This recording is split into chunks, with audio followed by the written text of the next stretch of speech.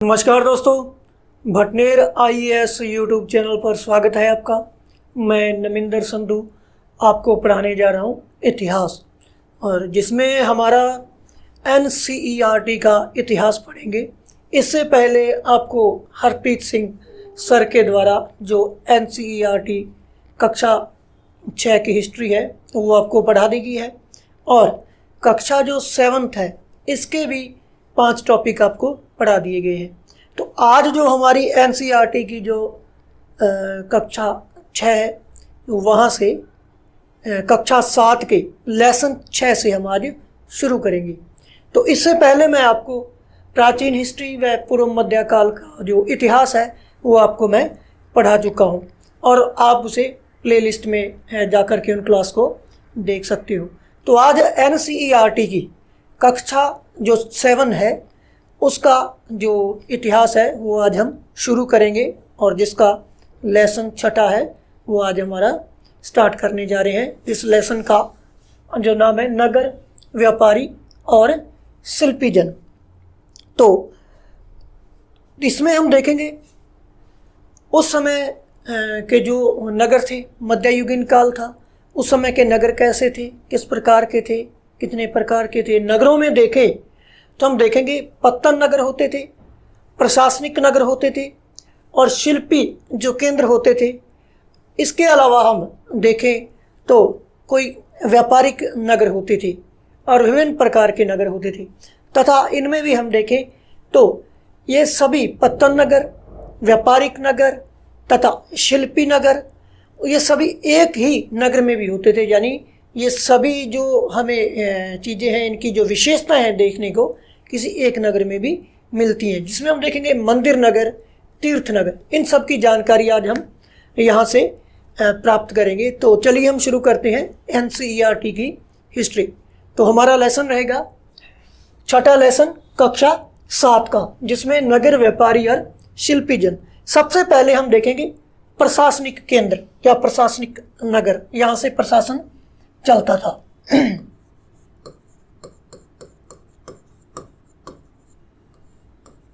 प्रशासनिक केंद्र, प्रशासनिक केंद्र में हम देखें तो पिछले अध्याय में आप पढ़ चुके हो चोल राजवंश। पिछले अध्याय में आपने पढ़ा चोल राजवंश, चोल राजवंश, जिसकी राजधानी जो थी वो क्या थी? चोलों की राजधानी कौन सी थी? चोल दक्षिण भारत के महान सम्राट हुए भाई, तो इनकी राजधानी थी तंजावुर। तंजावुर, दक्षिण भारत में चोल एक महाशक्ति थे तथा इनकी राजधानी रहती है तंजावुर। और तंजावुर जो है हम देखेंगे, तंजावुर एक 12मासी नदी, 12मासी नदी, 12मासी से अर्थ है यहाँ पर जो 12 महीने तक बहती है, जो लगातार बहती रहती है, कभी सूखती नहीं है। 12मासी नदी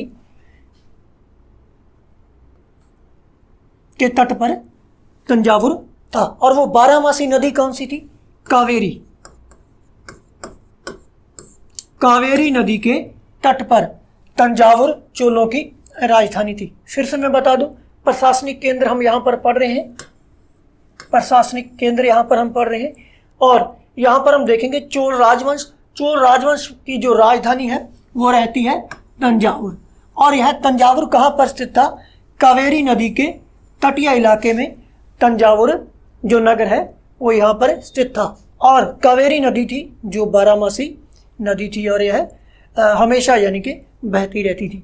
और इस कावेरी नदी के तट पर भी हमें एक मंदिर की घंटियां जो है सुनाई देती थी। तो उस मंदिर का नाम क्या था और वो निर्मित किसके द्वारा करवाया गया था?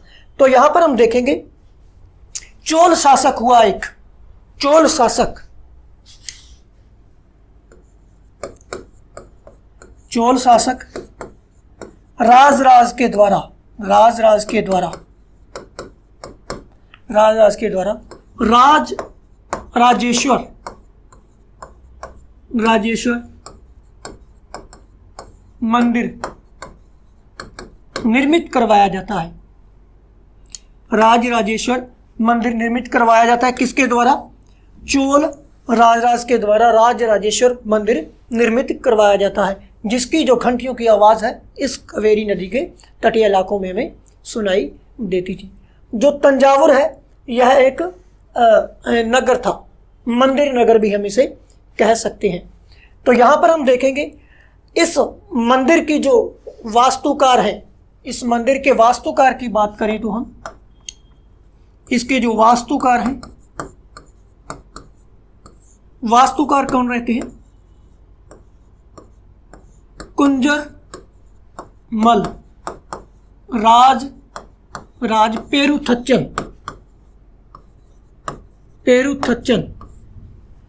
की जो वास्तुकला है इसका या इसकी खूब प्रशंसा की गई है, खूब प्रशंसा की गई है। यानी कि वास्तुकार कुंजरमल राज पेरुथच्चन की वास्तुकला की खूब प्रशंसा की गई है, जिसे बड़े गर्व से इस मंदिर की दीवारों पर इसके नाम का उत्कीर्ण करवाया गया, जिससे पता चलता है मंदिर की दीवारों से कुंजरमल के नाम का जो उत्कीर्ण मिलता है, जिससे पता चलता है कि इसका वास्तुकार जो है कुंजरमल था।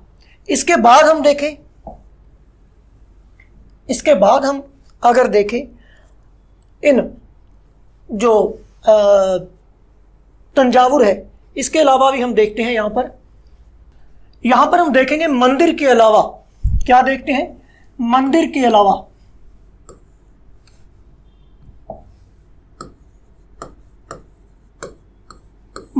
अलावा क्या था?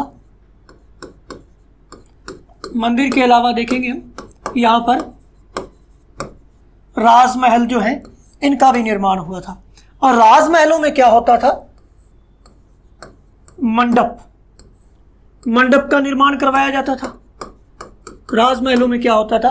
मंडप का निर्माण कराया जाता था। और इसी मंडप में क्या होता था? राज दरबार लगता था। क्या लगता था? राज दरबार। और इस राज दरबार से जो राजा होता था, राजा अपने अधीनस्थों के लिए क्या करता था? राजा अधीनस्थों के लिए आदेश जारी करता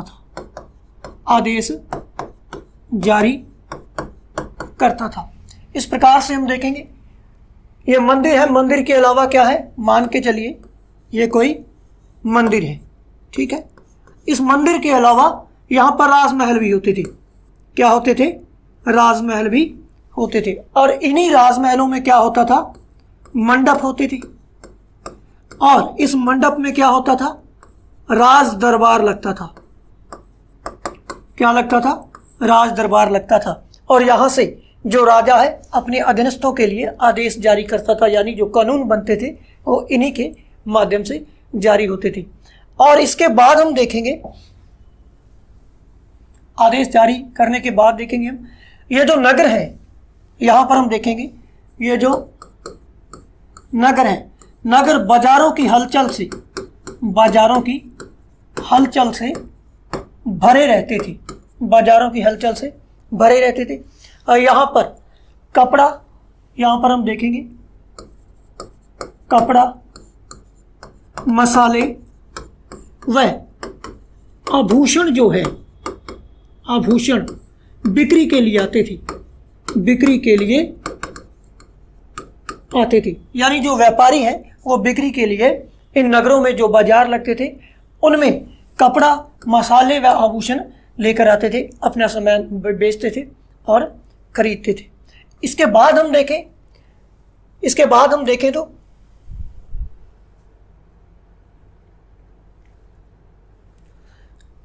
तंजावुर के निकट, तंजावुर जो चोल वंश की राजधानी है तंजावुर, इसके निकट हम देखेंगे एक नगर था। इसके निकट उरेयूर एक नगर था जो क्या था? सूती वस्त्र के लिए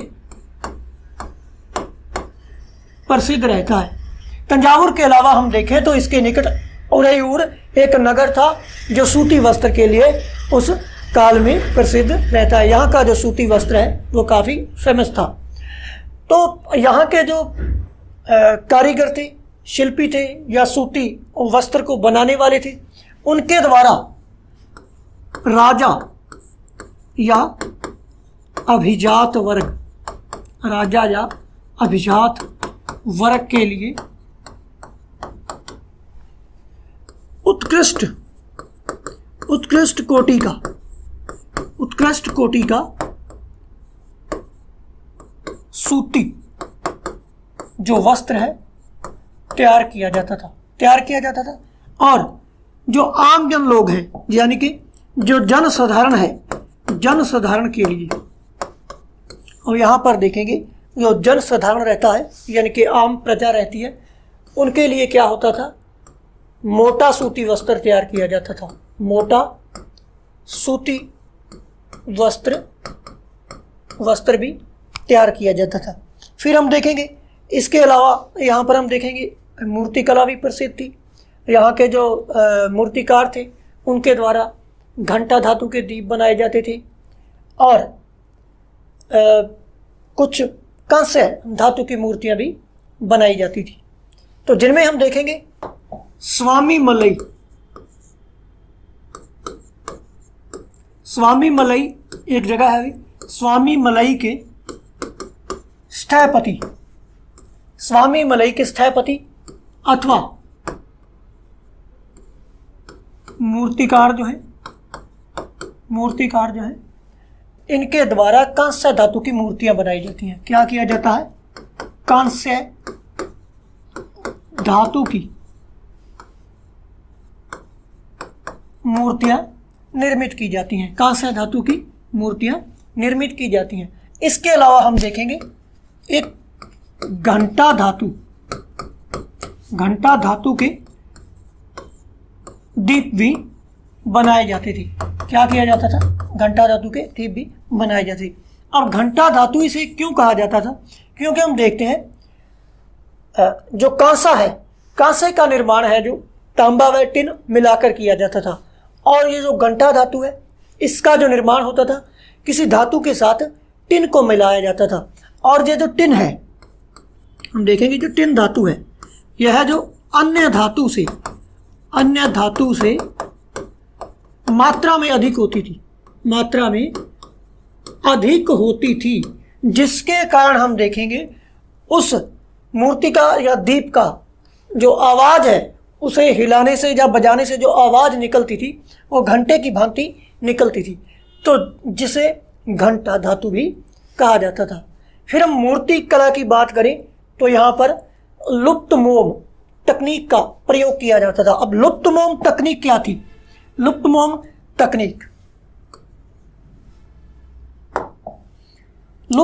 तकनीकी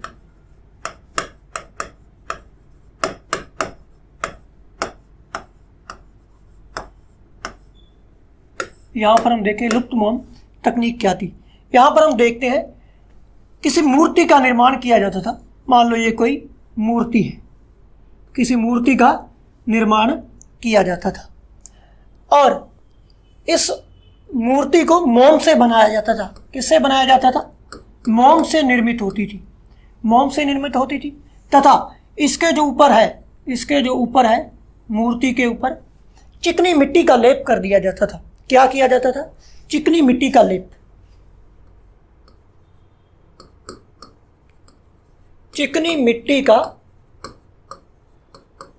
लेप कर दिया जाता था तथा मूर्ति के ऊपर ये लेप कर दिया और इस लेप करने के बाद इसे सूखने के लिए छोड़ दिया जाता था। क्या किया जाता था, सूखने के लिए छोड़ दिया जाता था तथा इसमें से एक छेद कर दिया जाता था। इस प्रकार से छेद कर दिया जाता था। जब ये चिकनी मिट्टी सूख जाती तो इस छेद से क्या होता था, मोम को पिघलाकर क्या किया जाता था, बाहर निकाल दिया जाता था। अब जब ये मोम बाहर आ जाती थी तो इसके अंदर धातु को भर दिया जाता था। वापिस क्या किया जाता था, वापिस धातु को भरा जाता था, धातु को भरा जाता था पिघलाकर। अब ये धातु को पिघलाकर इसमें भर दिया तो जब यह धातु ठंडी हो गई तो क्या होता था, इस चिकनी मिट्टी का जो लेप है, हम देखेंगे जो चिकनी मिट्टी का लेप है इसे हटा दिया जाता था। क्या किया जाता था? इसे हटा दिया जाता था। और इसके बाद यह मूर्ति है जो धातु की रह जाती थी तथा इसे साफ कर दिया जाता था और इसे चमकाया जाता था। इसे कहते थे लुप्त मोम तकनीकी, यानी कि जो लुप्त मोम तकनीकी है वो इस प्रकार की होती थी। इससे हम इसका रिवीजन कर लेंगे, जो हमने पढ़ा है इसको रिपीट कर लेंगे ताकि आपके अच्छी तरह से याद हो जाए। तो जो हमारा एनसीईआरटी का हमने पढ़ा लेसन छठा कक्षा 7, यानी कि कक्षा 7 का क्लास 7th का छठा लेसन हम पढ़ रहे हैं, जिसका नाम है नागर व्यापारी और शिल्पीजन, जो कि एनसीईआरटी हिस्ट्री का पार्ट है। तो इसमें हम देखेंगे जो नगर हैं, जो व्यापारिक नगर हैं, मंदिर नगर हैं, तीर्थ नगर हैं, पत्तन नगर हैं, उनके बारे में जानकारी प्राप्त करेंगे। तो इसमें हम देखते हैं सबसे पहले प्रशासनिक नगर या प्रशासनिक केंद्र, यहाँ से प्रशासन चलता था। तो उसमें भी हम देखेंगे जो चोल राजवंश था, चोल राजवंश की जो राजधानी थी वो कौन सी थी? तंजावुर थी। और ये जो तंजावुर है यह बारामासी नदी कावेरी के इलाके में थी। यहाँ से एक मंदिर की घंटियाँ भी सुनाई देती रहती थी, और वो मंदिर कौन सा था? राजराजेश्वर मंदिर था। और किसके द्वारा निर्मित था वो? चोल शासक राज के द्वारा यह मंदिर निर्मित करवाया गया था। और इसका वास्तुकार कौन रहता है? इसका वास्तुकार जो है कुंजरमल राजराज पेरुथच्चन के द्वारा इसकी प्रशंसा की जाती है, इस वास्तुकला की प्रशंसा की जाती है तथा इनका जो नाम है इस मंदिर की दीवारों पर उत्कीर्ण कराया जाता है, जिससे पता चलता है कि इसका जो वास्तुकार है वो कौन था, यानी कि कुंजरमल इसका वास्तुकार रहता है। अब मंदिर के अलावा हम यहाँ पर देखें तो यहाँ पर राजमहलों का भी निर्माण होता था। किसका? राजमहलों का भी निर्माण होता था। यानी कि यह जो कोई मंदिर है, मंदिर के अलावा हम देखेंगे राजमहल का निर्माण होता था, और इस राजमहल में हम देखेंगे मंडप का निर्माण होता था।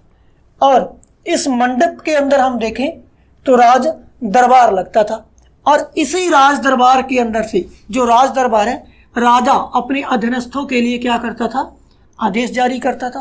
वो जो कानून बनते थे उनको जारी करता था। तो उसके बाद हम देखें जो नगर है, ये नगर रहते हैं, यहाँ पर बाजारों में हमें हलचल देखने को मिलती है, क्योंकि यहाँ पर बाहर से व्यापारी आते थे, क्रय विक्रय करते थे। जैसे हम देखेंगे कपड़ा, मसाले व आभूषण यहाँ पर बिक्री के लिए आते थे। और तंजावुर के निकट एक नगर और था, उरैयूर, जो क्या था? एक सूती वस्त्र के लिए प्रसिद्ध रहता है उस काल में। और यहाँ के जो बुनकर रहते हैं, उरैयूर के एक प्रसिद्ध बुनकर थे सालिय बुनकर। हम देखेंगे उरैयूर के सालिय बुनकर देखो, सालिय बुनकरों के द्वारा राजा या अभिजात वर्ग के लिए सूती वस्त्र तैयार किए जाते थे, यानी कि उत्कृष्ट कोटि के, अच्छी क्वालिटी के, उच्च क्वालिटी के सूती वस्त्र तैयार किए जाते थे। लेकिन जो जनसाधारण था, आम वर्ग था, प्रजा थी जो इस नगर की, उसके लिए मोटा सूती वस्त्र भी यहाँ पर तैयार किया जाता था। उसके बाद हम देखें जो स्वामी मलई है, यहाँ के जो स्थपति थे, कहाँ के? स्वामी मलई के जो स्थपति है अथवा मूर्तिकार जो है, इनके द्वारा कांस्य धातु की मूर्तियां बनाई जाती थी तथा घंटा धातु के दीप भी यहाँ पर बनाई जाती थी। घंटा धातु क्या था? यह दो धातुओं से मिलकर बनता था, जिसमें टिन धातु जो है इसकी मात्रा दूसरी धातु से ज़्यादा होती थी, अधिक होती थी, तथा इसे बजाने पर इससे जो आवाज़ निकलती थी वो घंटे की आवाज़ से मिलती जुलती थी। इस कारण इसे घंटा धातु भी कहा गया है। फिर है एक लुप्त मोम तकनीक, मूर्तिकला की एक लुप्त मोम तकनीक विधि है। इसमें हम देखेंगे लुप्त मोम तकनीक क्या थी। इसमें एक मूर्ति बनाई जाती है मोम की। सबसे पहले क्या किया जाता है? इसमें मोम की एक मूर्ति बना ली जाती है, मोम की एक मूर्ति बना ली जाती है तथा इस मोम की मूर्ति के ऊपर चिकनी मिट्टी का लेप कर दिया जाता है। मान लो ये कोई मूर्ति थी, इसके ऊपर चिकनी मिट्टी का लेप कर दिया गया और चिकनी मिट्टी का जो लेप है इसे सूखने के लिए छोड़ दिया जाता है। जब यह सूख जाता है तो इसमें एक छेद कर दिया जाता है। छेद क्यों किया जाता है? अंदर जो मोम है इसे पिघलाकर बाहर निकाल दिया जाता है। जब ये मोम बाहर निकल जाता है तो इसमें पिघला करके धातु को भर दिया जाता है और जब धातु ठंडी हो जाती है तो इसके ऊपर से ये चिकनी मिट्टी का जो लेप है इसे हटा दिया जाता है। यानी कि अब धातु कठोर हो गई, चिकनी मिट्टी का लेप है इसे हटा दिया जाता है तथा अंदर जो धातु है इसे साफ किया जाता है और इसे पूरी तरह चमका दिया जाता है, जिसे लुप्त मोम तकनीक भी कहा जाता है। इसके बाद हम बात करेंगे मंदिर नगर और तीर्थ नगर की बात करेंगे। इसकी मंदिर नगर,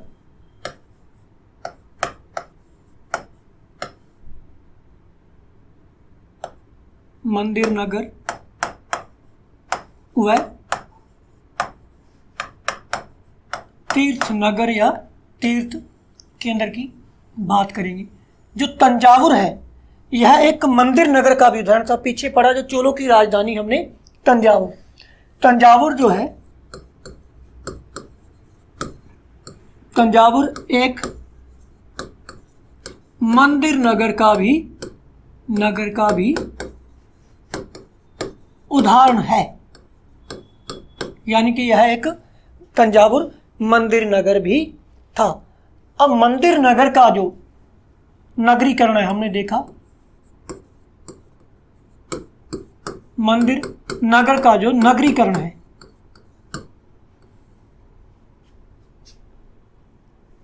मंदिर नगर का जो नगरीकरण,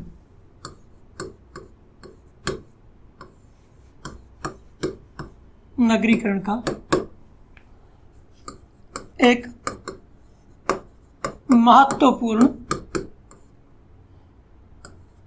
उदाहरण पेश करता है या प्रतिरूप पेश करता है तंजावुर। तो यहाँ पर हम देखेंगे जो नगरीकरण है ये क्या है। सबसे पहले तो हम समझेंगे ये जो नगरीकरण है, ये जो नगरीकरण क्या है। नगरीकरण एक नगर के विकास की प्रक्रिया रहती है। यानी एक नगर का डेवलप हो रहा है, धीरे धीरे उसका विकास हो रहा है, उसे क्या कहेंगे हम? नगरीकरण कहेंगे। जो नगरीकरण है यह एक नगर के विकास की प्रतिक्रिया है। नगर विकास की जो प्रतिक्रिया है उसे क्या कहेंगे? नगरीकरण करेंगे। और ये मंदिर है इसका निर्माण कौन करता था? अब हम देखेंगे ये जो मंदिर है, उस काल में मंदिरों का निर्माण होता था। ये जो मंदिर है इसका निर्माण कौन करता था और इसका महत्व क्या रहता था? दो चीजें हैं यहाँ पर हमें देखेंगे। इसका महत्व क्या रहता था और इसका निर्माण करता था कौन होता था। इसका महत्व है जो समाज व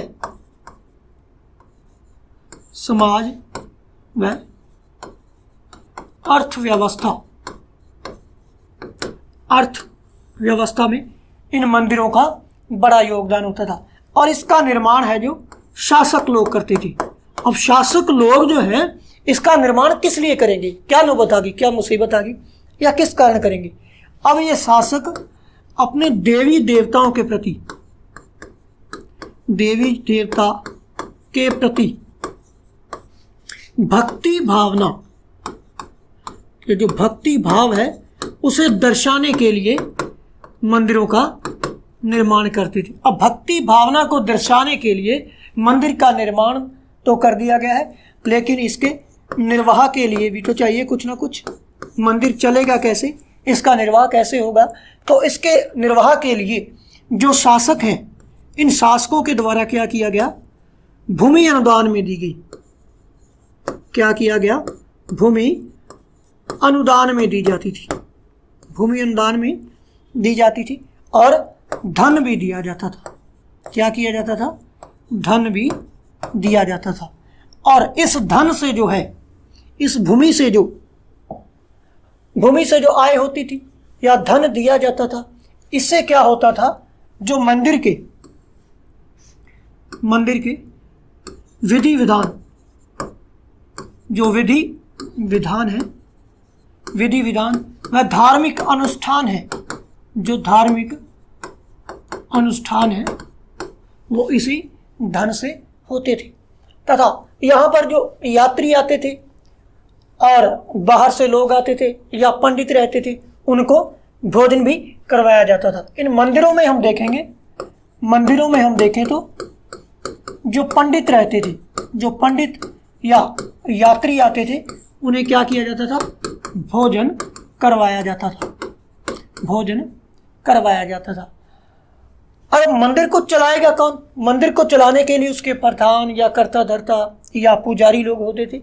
अब मंदिर को हम देखेंगे, जो इसके कर्ता धर्ता होते थे, मंदिर के जो कर्ता धर्ता है, ये जो धन और भूमि अनुदान में दी जाती थी, उसको कौन संभालता था? मंदिर का कर्ता धर्ता। उसका क्या करता था? उसे यह या तो व्यापार में लगाता था, व्यापार में धन लगाता था, या साहूकारी में धन को लगा देता था। और हम देखेंगे जो पुजारी हैं, यहाँ के जो पुजारी हैं, व्यापारी हैं, जो शिल्पी हैं, यह धीरे धीरे इन मंदिरों के पास बसने लगे, मंदिरों के पास निवास करने लगे। अब मंदिरों के पास निवास क्यों करने लगे? क्योंकि हम यहाँ पर देखेंगे इन मंदिरों में जो तीर्थ यात्री आती थी, यहाँ पर तीर्थ यात्री आते थे और इनकी आवश्यकताओं की पूर्ति के लिए धीरे धीरे यहीं पर ये बसने लग गए। और इसी प्रकार से हम देखेंगे एक जो मंदिर नगर है उसका विकास होता है। कैसे होता है? मंदिर नगर का विकास होता है। और इन मंदिर जो नगर हैं, इनमें हम प्रमुख रूप से देखें तो कौन कौन से रहेंगे? मंदिर नगर देखें तो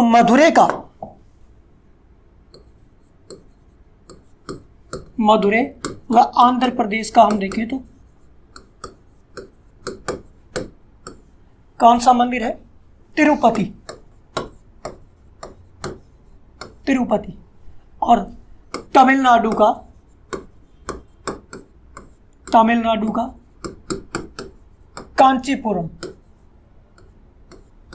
कांचीपुरम। ये क्या है? मंदिर नगर के उदाहरण है। और इसके बाद हम देखें तो गुजरात का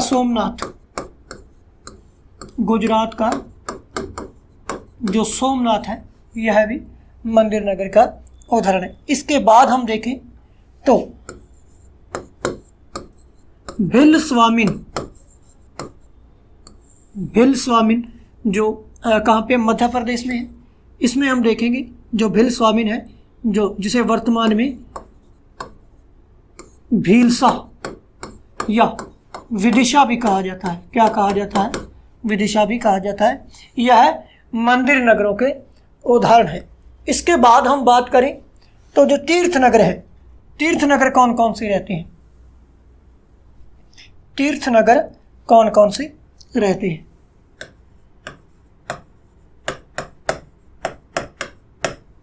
तीर्थ नगरों में हम देखें तो उत्तर प्रदेश का यानी कि यूपी का वृंदावन जो है, यह क्या है? तीर्थ नगर का एक उदाहरण है। इसके बाद हम देखें जो राजस्थान का अजमेर है, राजस्थान का जो अजमेर, यहाँ पर हम देखेंगे राजस्थान का जो अजमेर है, यह भी क्या है? तीर्थ नगर का उदाहरण है। यहाँ पर भी बहुत से श्रद्धालु हैं, जो तीर्थ यात्री हैं, दर्शनार्थी हैं, यहाँ पर आते हैं। अजमेर 12वीं शताब्दी में हम देखेंगे, 12वीं शताब्दी में किसकी राजधानी रहा है? चौहानों की राजधानी रहता है। अजमेर 12वीं शताब्दी में चौहानों की राजधानी रहता है। और इसकी विशेषता है कि यह मुगल काल में हम देखेंगे, मुगल काल में सूबा मुख्यालय भी रहता है, सूबा मुख्यालय भी रहता है। और यहाँ पर हम देखेंगे अजमेर में जो है ख्वाजा मोइनुद्दीन चिश्ती की भी दरगाह है। मोइनुद्दीन चिश्ती की यहाँ पर दरगाह है, इसके लिए भी यह प्रसिद्ध है। तथा अजमेर जो है यह धार्मिक सह अस्तित्व का उत्कृष्ट उदाहरण भी प्रस्तुत करता है। तथा अजमेर का जो पुष्कर सरोवर है यह भी काफ़ी प्रसिद्ध है। तो ये हमने देखा जो तीर्थ नगर है, जो मंदिर नगर है। फिर से हम इनको रिपीट कर लेंगे जो आपका अब तक मैंने आपको पढ़ाया है, जो मंदिर नगर है। तो यहाँ पर हम देखेंगे जो मंदिर है,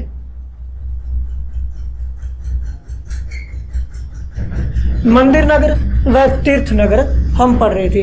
आपको फिर से मैं रिपीट करा दूं, अच्छी तरह से याद हो जाएगा। इसका हम रिवीजन कर लेते हैं। सबसे पहले हम देखें मंदिर नगर में देखें तो तंजावुर एक मंदिर नगर का उदाहरण है।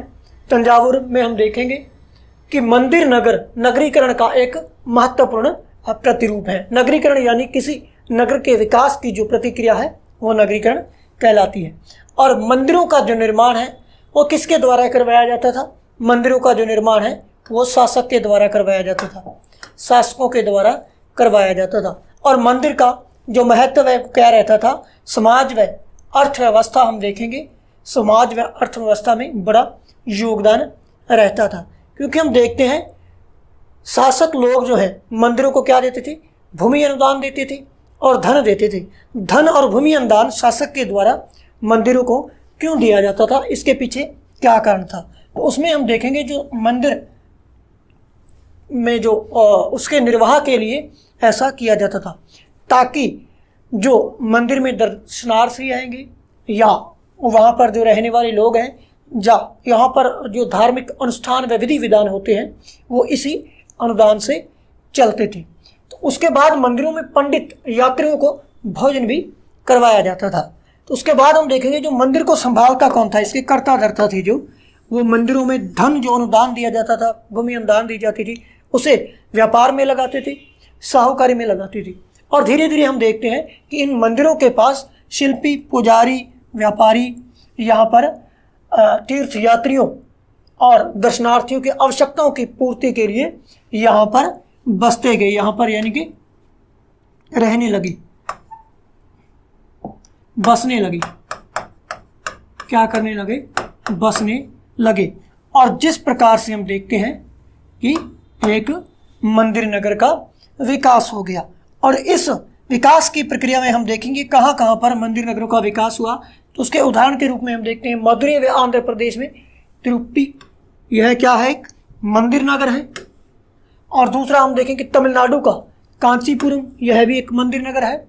उसके बाद देखिए गुजरात का सोमनाथ, यह भी एक मंदिर नगर है। और भिलस्वामिन, भीलसा या विदिशा जिसे वर्तमान में कहते हैं, यह भी एक मंदिर नगर का उदाहरण है।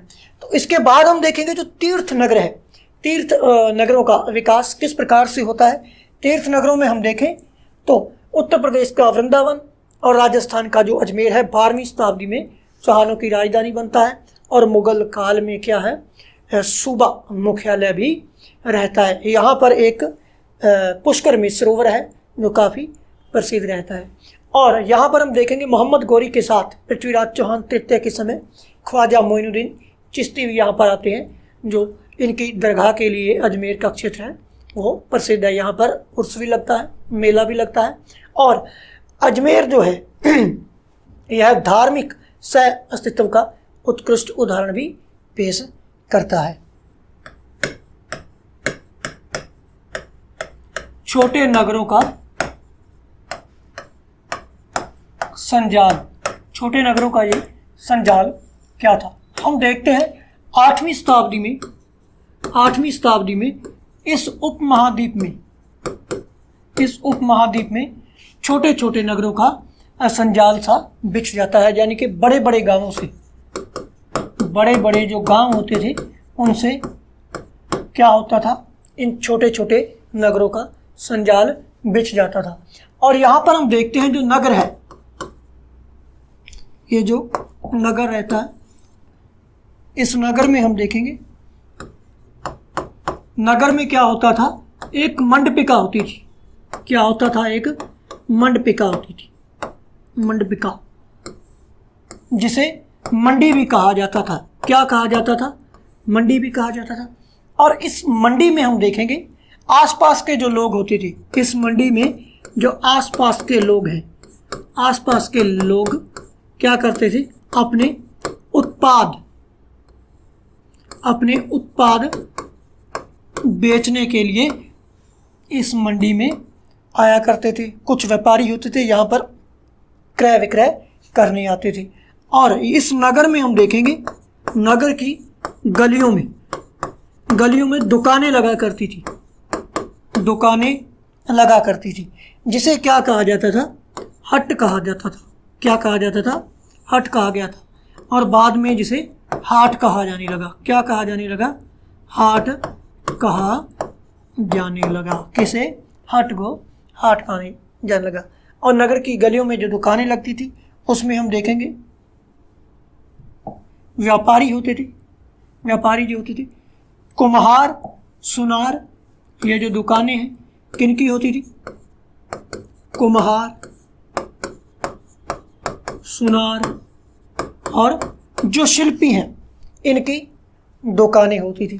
तथा दूरवर्ती जो व्यापारी हैं वो भी अपना सामान यहाँ पर, उत्पाद अपने यहाँ पर लाकर बेचते थे। कौन, दूरवर्ती जो व्यापारी हैं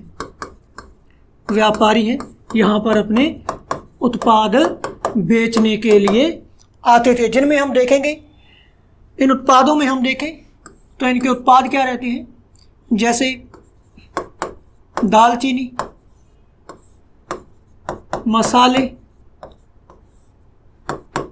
सुपारी और घोड़े यहाँ पर क्रय विक्रय के लिए आते थे। और इसके बाद हम बात करें, ये जो नगर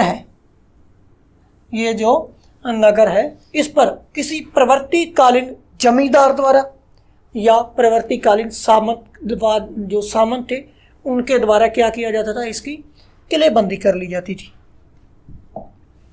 किसी जमींदार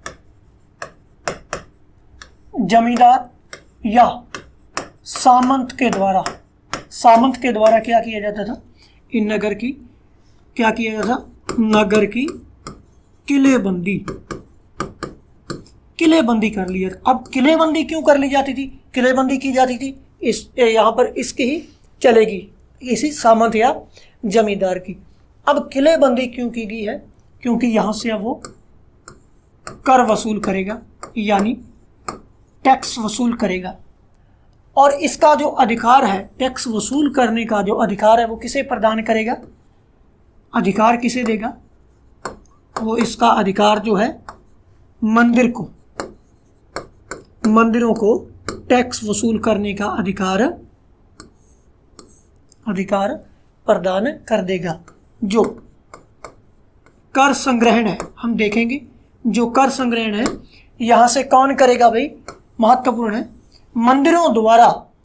इस जो नगर होते थे, हमने 8वीं शताब्दी में पढ़ा, छोटे छोटे जो नगर हैं इनका संजाल था, इन पर एक सामंत के द्वारा किलेबंदी की जाती है, यहाँ से उसके द्वारा टैक्स वसूला जाता है। और टैक्स वसूलने का जो अधिकार है वो किसे प्रदान किया जाता है, कर संग्रहण करने का जो अधिकार है वो किसे प्रदान किया जाता है, इन मंदिरों को प्रदान किया जाता है।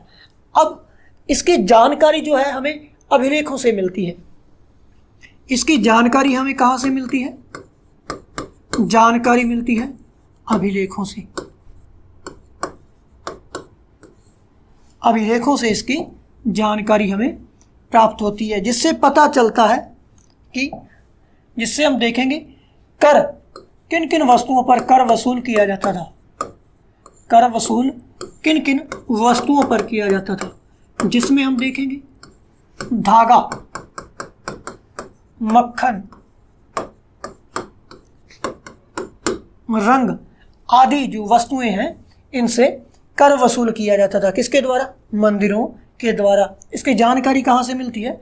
अभिलेखीय प्रमाण हमें इसकी जानकारी देते हैं। यहाँ पर हम देखेंगे जो धातु की वस्तुएं हैं उन पर भी टैक्स वसूल किया जाता था। यहाँ तक कि जो तेल है इस पर भी टैक्स वसूल किया जाता था। पशुओं के चारे पर, पशुओं के जो चारा है चारे पर भी कर वसूल किया जाता था। यहाँ तक कि अनाज के बोरों पर भी कर वसूल किया जाता था। इसकी जानकारी हमें कहाँ से मिलती है? उस समय के जो अभिलेख हैं वो इस बात को प्रमाणित करते हैं कि यहाँ का जो मंदिर है उनके द्वारा यहाँ से कर वसूल किया जाता था। हम फिर से इसको रिवीजन कर लेंगे जो आपको मैंने पढ़ा है अभी। इसमें हम देखेंगे नगरों का संजाल। इसमें हम देखेंगे 8वीं शताब्दी के जो समय है छोटे छोटे नगरों का एक संजाल बन जाता है जो कि बड़े बड़े गांवों से उभर कर बनता है। पहले बड़े बड़े गांव होते हैं, उसके बाद वह नगर में परिवर्तित हो जाते हैं। इन नगरों में क्या होता था? इन नगरों में हम देखेंगे एक मंडपिका होती थी। मंडपिका जिसे क्या कहा जाता था? मंडी भी कहा जाता था। और मंडी में क्या होता है? यहाँ पर हम देखेंगे मंडी में जो आसपास के लोग हैं अपने उत्पाद बेचने के लिए आते हैं। जो ग्रामीण लोग हैं मंडी में अपनी फसल भी बेचने के लिए आते हैं, जैसे सब्जियां होगी, जैसे गेहूं हो गया, धान वगैरह वगैरह यहाँ पर बेचने आते हैं। और इस नगर की गलियों में क्या होता था? दुकानें भी लगती थी जिसे क्या कहा जाता था? हट कहा जाता था। क्या कहा जाता था? हट कहा जाता था। और इस हट को बाद में क्या कहा जाने लगा? हाट कहा जाने लगा। लोग यहाँ पर उत्पाद बेचने भी आते थे और व्यापारी यहाँ पर खरीदने के लिए भी आते थे। आते कहाँ थे? मंडी में आते थे। मंडी को क्या कहा जाता था? मंडपिका। और मंडपिका कहाँ होती थी?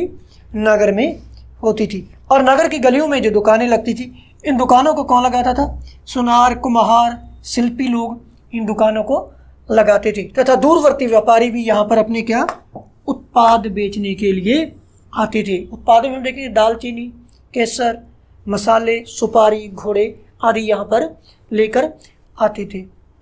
तो इस नगर की किसी प्रवर्तिकालीन जमींदार या सामंत के द्वारा किलेबंदी कर दी जाती थी। अब किलेबंदी क्यों करेगा? यहाँ से टैक्स वसूल करेगा, अपनी चलाएगा, यानी कि यहाँ पर का वह एक प्रकार से शासक रहेगा। यहाँ से वो क्या करेगा? किलेबंदी कर यहाँ से कर वसूल करेगा। अब जो कर वसूल है, कर वसूल करने का जो अधिकार है वो किसे प्रदान करेगा? वो प्रदान करेगा कर वसूल करने का जो अधिकार है मंदिरों को करेगा। ठीक है। और इसकी जानकारी हमें अभिलेखों से प्राप्त होती है कि मंदिरों के द्वारा उन नगरों से कर का संग्रहण करता था। और इसकी इजाज़त कौन देता था? वहाँ का जमींदार या सामंत देता था। और कर वसूल किन वस्तुओं पे किया जाता था? हम देखेंगे जैसे धागा, मक्खन, रंग हो गया, धातु की वस्तुएं हो गई, तेल हो गया, अनाज के बोरे हो गए, यहाँ तक कि चारे पर भी टैक्स वसूल यहाँ से किया जाता था। IAS भटनेर यूट्यूब चैनल देखने वाले सभी मित्रों का धन्यवाद। इसी के साथ ही हमारा जो आज का टॉपिक है वो कंप्लीट होता है।